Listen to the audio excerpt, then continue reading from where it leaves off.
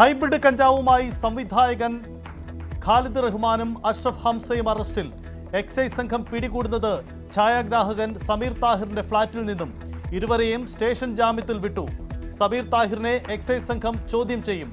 സംവിധായകരെ suspend ചെയ്ത് FEFKA.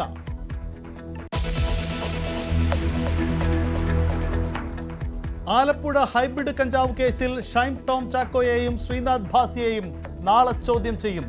Alappuzha excise ആസ്ഥാനത്തെത്താൻ നിർദ്ദേശം. സംസ്ഥാനത്ത് ലഹരിവേട്ട തുടരുന്നു.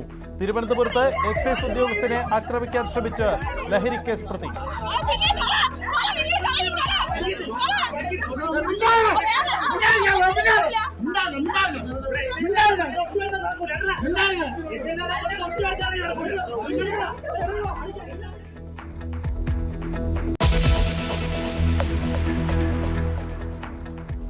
പഹൽഗാം ഭീകരതയുടെ പശ്ചാത്തലത്തിൽ പ്രതിരോധ മന്ത്രിയുമായി കൂടിക്കാഴ്ച നടത്തി സംയുക്ത സേനാ മേധാവി.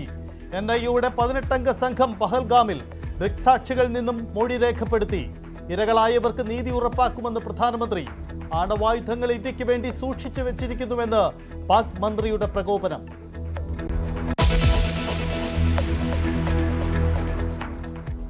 CPM കേന്ദ്ര കമ്മിറ്റി അംഗം PK ശ്രീമതി സംസ്ഥാന സെക്രട്ടേറിയറ്റിൽ ഇല്ല. പ്രായത്തിൽ ഇളവ് നൽകിയത് ഡൽഹിയിൽ പ്രവർത്തിക്കാനെന്ന് MV ഗോവിന്ദൻ. അവരുടെ അഖിലേന്ത്യാടിസ്ഥാനത്തിലുള്ള സംഘടനാ പ്രവർത്തനത്തിൽ സ്വാഭാവികമായിട്ട് അതിലൂന്നി സംഘടനാ പ്രവർത്തനം നടത്തി മുമ്പോട്ടേക്ക് പോകുക എന്നുള്ളതാണ് പാർട്ടി ഉദ്ദേശിച്ചത്.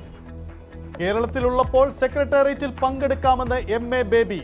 പിണറായി ശ്രീമതിയെ ഇറക്കി വിട്ടെന്ന വാർത്ത നിഷേധിച്ച് ശ്രീമതിയും ബേബി. ദേശീയ തലത്തിലാണ് ശ്രീമതി ടീച്ചർ പ്രവർത്തിക്കുന്നത്. ആ പ്രവർത്തനത്തിന്റെ ഭാഗമായി എവിടെല്ലാം പാർട്ടി കമ്മിറ്റികൾ പങ്കെടുക്കണമോ അവിടുത്തെ പാർട്ടി കമ്മിറ്റികളെല്ലാം പങ്കെടുക്കും. ഒരു പാർട്ടി കമ്മിറ്റി പങ്കെടുക്കുന്നതിനും ശ്രീമതി ടീച്ചർക്ക് വിലക്കില്ല. തികച്ചും അടിസ്ഥാനരഹിതമായിട്ടുള്ള ഒരു വാർത്ത. എങ്ങനെയാണ് മാധ്യമങ്ങൾ ഈ രൂപത്തിൽ കൊടുത്തതെന്ന് എനിക്കറിയില്ല.